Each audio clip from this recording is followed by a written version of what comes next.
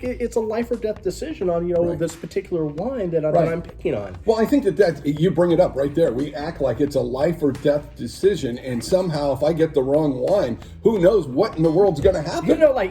We might be headed for a pandemic. Yeah, exactly. You pick the wrong wine, no one's going to love you. You won't get that raise. Honey, the reason I didn't get the promotion is we picked the wrong wine. Yeah, you picked on the Friday night. I don't know if you remember. Right. But that's where everything. It sounds like a movie, doesn't it? It's like that is. I think we just wrote a movie. That would be a great movie. I think it's actually an episode of Bewitched. Okay, it may be. Show, so. wrong bottle of wine. The world fell apart. Exactly. I am sorry. But no, I think you bring up a good point. Is we think too much about it. We do. Instead of just enjoying the experience for whatever it is. And don't get me wrong, there's a time for tasting and being critical for things, but there's also times it's just to experience the wine. Right. And, say, hey, does this pair with this? I don't know. You give it a try, and maybe it does, maybe it doesn't. Let me take you back to when you were on vacation in Mexico. Yes, exactly. A few months ago. Right? People go on vacation all the time, right? You go places and... there's things you like. There's things that maybe you don't like. All right, you try them, right? And you go, hey, that's not for me. I don't want to skydive. Right. I just don't want to skydive. I don't like being in the air or whatever, or being dragged behind a boat. But you try it. And I think the biggest thing with wine is we kind of stay in that predictable lane of, I know I like this kind of wine, and I'm going to keep drinking it. You're never going to be surprised by you already what you know, right? I think it's a wonderful analogy because, yes, when we travel or go on vacation, we tend to do things that we don't do at home. And we have a great time. I had a great vacation. And, the whole trick is bringing that back home and saying, okay, well, I did this over there. Let's try it here. How do I incorporate those fun things into my life now? And, there's tools to help you out. I know you're going to be talking about that with some other people down the road. We try. Sure. We try to get interesting guests on the show, but as you know, it's been a challenge, especially when we have you on the podcast. Exactly, right? I don't know. Nobody wants to come after me. Next time I'll shower before I show up. That's terrific. Maybe a couple more tattoos. Absolutely. Before the next podcast. Oh, I'm planning on it. I'm open. Giants baseball season will be here. You can do whatever you want. I will be locked in on baseball. But what is baseball? Baseball is a game. It's a sport. Are we playing that again? That'd be fantastic. Yeah. Have you went to some wineries lately? Yes. That have surprised you that you've been like, wow, I didn't know. I think that the first thing is just because we're in COVID, being able to go to a winery has been the biggest relief for me. I know. You've talked about that, and you and I have talked on the show. I've seen your social media talking about how you miss I'm kind of saying the bar experience where you're sitting in a place and you're having a drink, a glass of wine, and being social with other people. You really miss that. That's the kind of guy you are. It's a huge thing that I miss right now. And don't get me wrong, I went wine tasting in California. We opened up a little bit. The wineries could do tasting outside. Went to just 3 solid places over the weekend, which were... oh God! Now how can I forget these? It was CTGRE. Okay.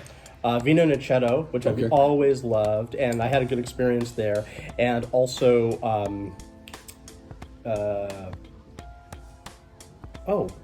see, this is the weird thing about memory. I can remember the owner's wife's name. Nice. I know every wine that we drank there. Scott Harvey. Scott Harvey. So I was over at Scott Harvey, and this was all in Amador County. Okay. And it was phenomenal, and it was great because everybody was super happy to see you. Right. I did get to have good conversations, but right now because we're opened up, in a limited way, it's all by appointment, and it's a little harder for those little sort of magic moments those special to moments. happen. But I will say that so we went to 3 places that solid wines all the way across the board. Love all of them. And then when I was at Vino Nocetto, the owner was there. Oh, nice. And so we just, That's fun. of course, he actually came over to the table. He introduced himself. Nice. I'd met him one time, a couple times before, and I kind of pulled him aside and we just started talking, industry stuff, and right. It was fantastic. And those are those special moments that really kind of specifically happen in the smaller wineries. Very often, especially before COVID, you could walk in and very often either the winemaker would be there, the owner might be there, and then you just have those one-off conversations that just make you love the experience of wine. All of a sudden you understand, like, how they made this, where it got grown from, how they produced it, why they created like that particular label.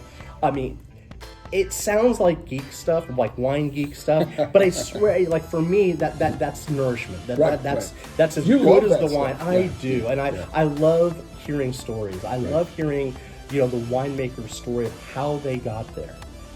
That's one thing, I ask a lot of people. Like, I moved to Sacramento in 1990. Okay. And what I found when I first moved here is that, like, nobody was from Sacramento. Like, all these people I was meeting, they're all different people. Like, rarely did I meet like somebody who like grew up all their life. Right. That's changed certainly, but all of a sudden I started hearing the stories of how people ended up in Sacramento. Right. That's They're very interesting. wild. They're crazy, and it kind of informs you about that person and Sure. and their situation. It's just like I said, it's the overall experience, and we are all about sharing our stories as a people. That's what we do. We're tribal, and we share those stories. That social interaction is something that I think we've realized through the pandemic, how much we miss that, whether that be with family, friends, or in a social environment where you're meeting people that you didn't know before. Absolutely, and make no mistake, winemakers are telling their story through wine. It's a bottle. It's a bottle of a story. It's a story of a bottle. It's their life. It is their history.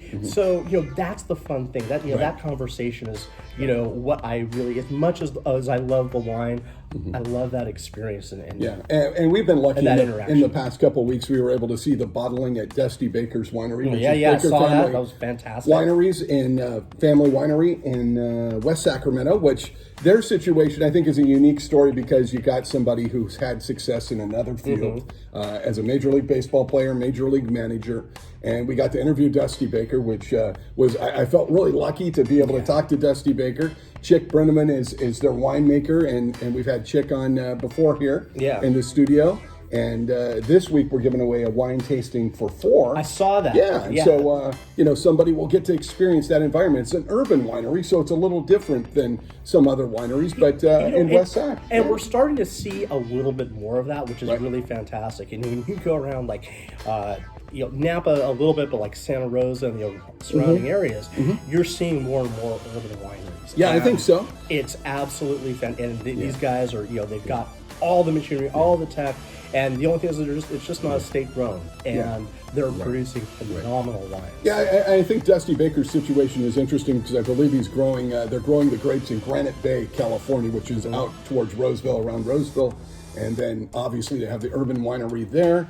And the great thing is his family and his friends are working with him to make that dream come true. And to me, it was just such an honor to be able to show the bottling and what they're doing to produce the wine. I mean, you don't often get that opportunity. No, I think that's another great, aspect of going to wineries pre-COVID, and hopefully post-COVID this will happen.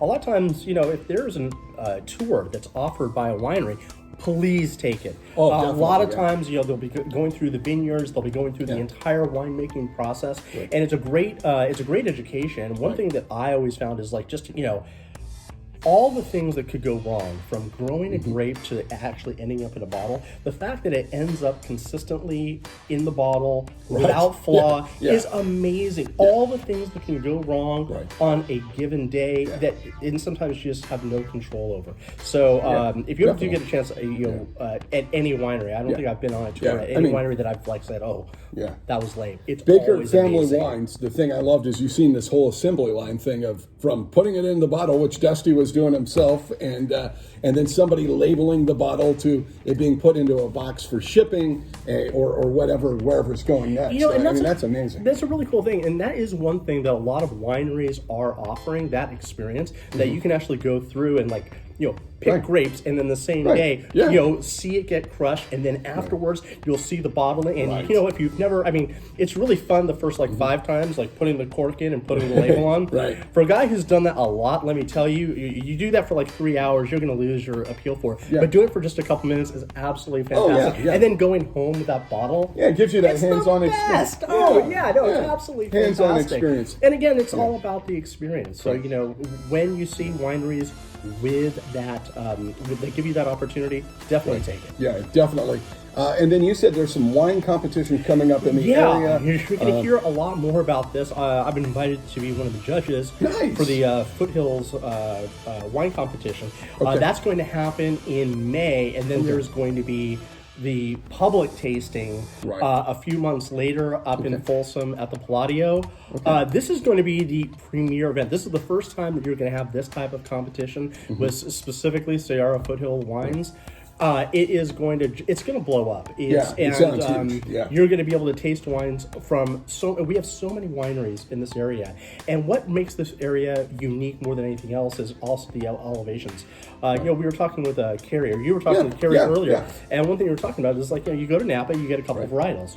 If you have something besides Chardonnay or Cabernet, it was probably grown in Amador, like Barbera and things like that. Those are things that don't typically do well in the Napa area. Instead, when you're up in the Sierra Foothills, you're at one elevation and you've got all the Italian varietals.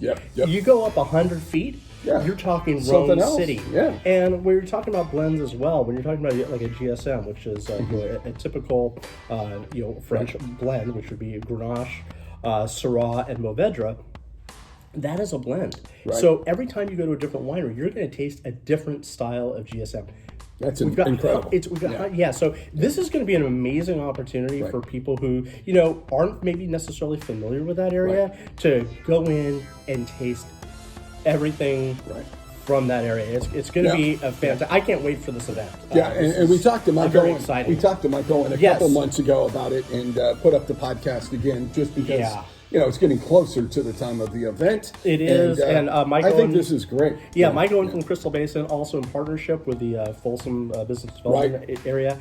They're doing fantastic. This is going to be a huge event. Okay. You better get me an invitation. I will get you an invitation. Yeah, because I know you. Yes. I know you. And it won't cost you much. Well, there you go. Hey, I put him on the podcast once a month. I mean, something. I got to get something out of it. We'll let you serve wine. How about that? That sounds great. That sounds great. Jeremy Marin, the existential wine guy, and what's the way to contact you? Obviously through Facebook, Existential Wine Guy, Instagram, Existential Wine Guy, and again, for the worst wine website on the web, it's his Existential Wine Guy. All right. Thanks so much, Jeremy. Cheers. A pleasure once again, and we'll catch you next time on The Rex Show. Sounds good. Cheers and love.